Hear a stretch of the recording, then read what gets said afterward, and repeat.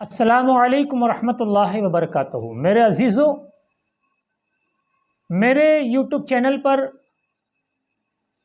रोज़ी में खैर बरकत के लिए काफ़ी अमलियात मैंने आपके गोशे गुजार किए हैं, लेकिन अब जो मैं अमल पेश करने जा रहा हूँ ये बहुत ही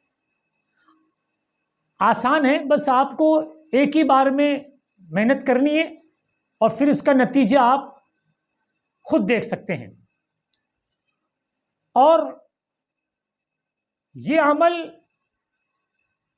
हमारे बुजुर्गों का बताया हुआ अमल है। हज़रत शेख अबुल हसन शाज़ली रहमतुल्लाह ताला अलैह ने अपनी किताब सिर्रुल जलील में ये अमल को लिखा है। हमारे बुजुर्गों ने इस अमल को हम तक पहुंचाया है ताकि आने वाली नस्लें, आने वाली उम्मतें, आने वाले लोग इस अमल से फ़ायदा उठाएं और उनकी तंगदस्ती को दूर करें, उनकी गरीबी को दूर करें, उनकी परेशानी को दूर करें। इसलिए कि हमारे बहुत से बुजुर्ग ऐसे गुजरे हैं जो वक्त के बहुत बड़े अमीर थे, वक्त के बादशाह थे। तो मेरे अजीज़ों, दौलत कमाना, माल कमाना, अमीर होना गलत नहीं है, गलत उसका इस्तेमाल करना है। खैर, मैं उस तरफ आपको लेके नहीं जा रहा हूं।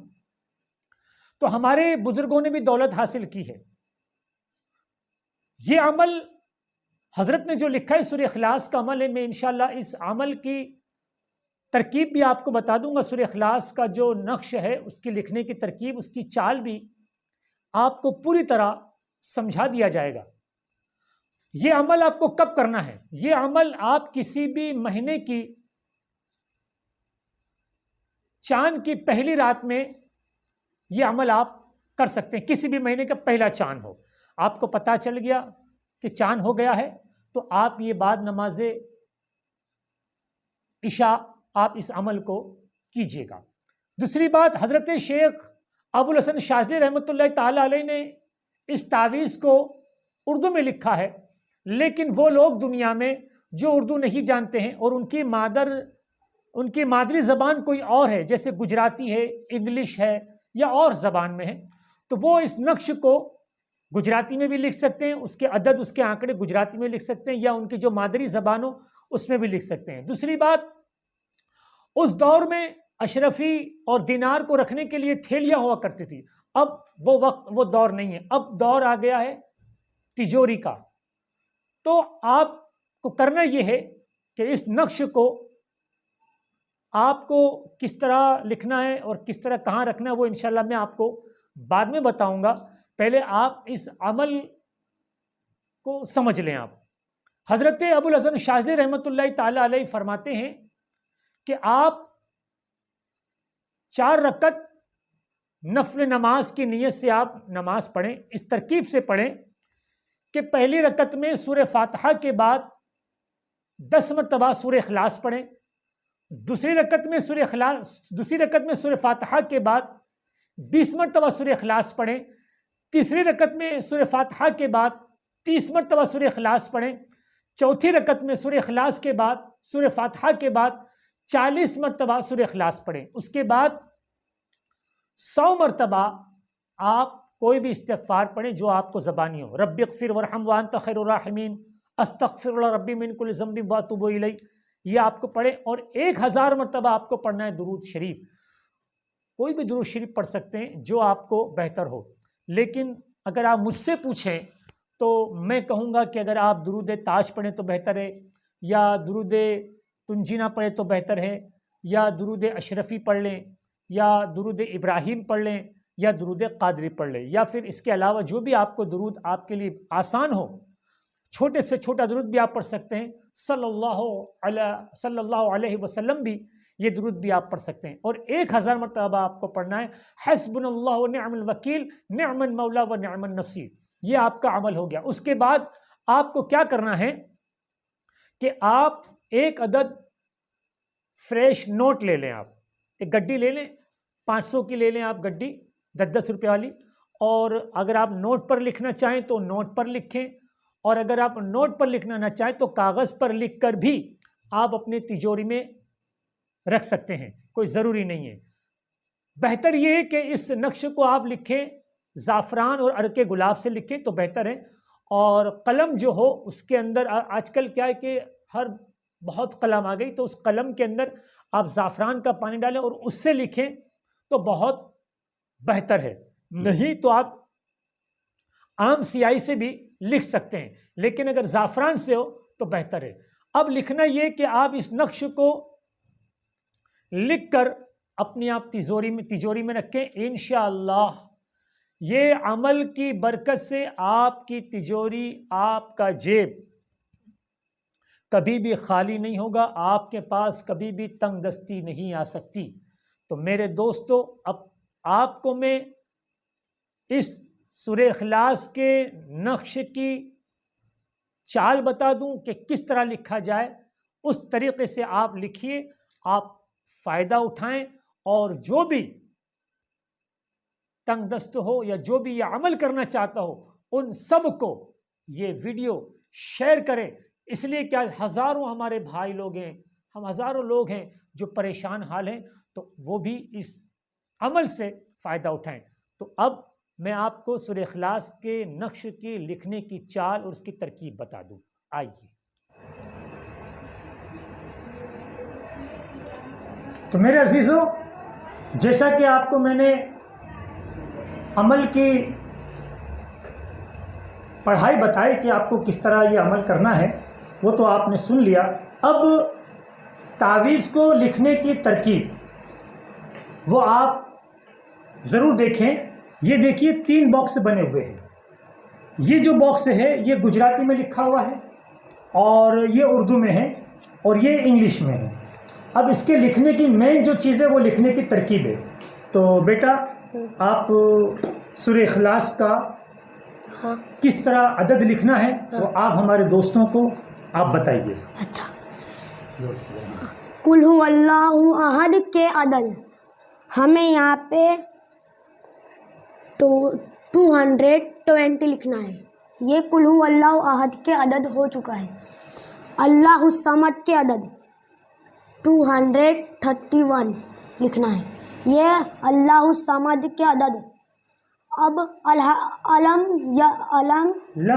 लम यलिद के अदद लिखना है। हम यहाँ पे लिखेंगे 114। अब हम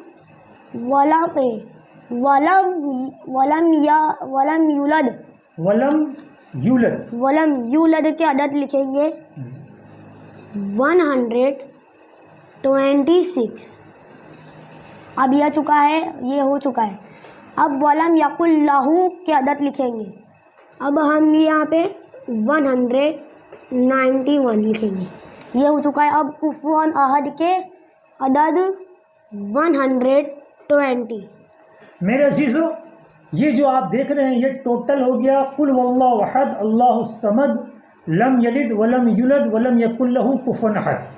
कुल वल्लाहु अहद के अदद, अल्लाहु समद के अदद, लम यलिद के अदद, वलम यूलद वलम यकुल लहू कुफुवन अहद। ये टोटल सूरह इखलास के अदद हो गए, और इसके पूरे अदद होते हैं टोटल कितने हो रहे हैं? 1002। लिख के बताइए आप।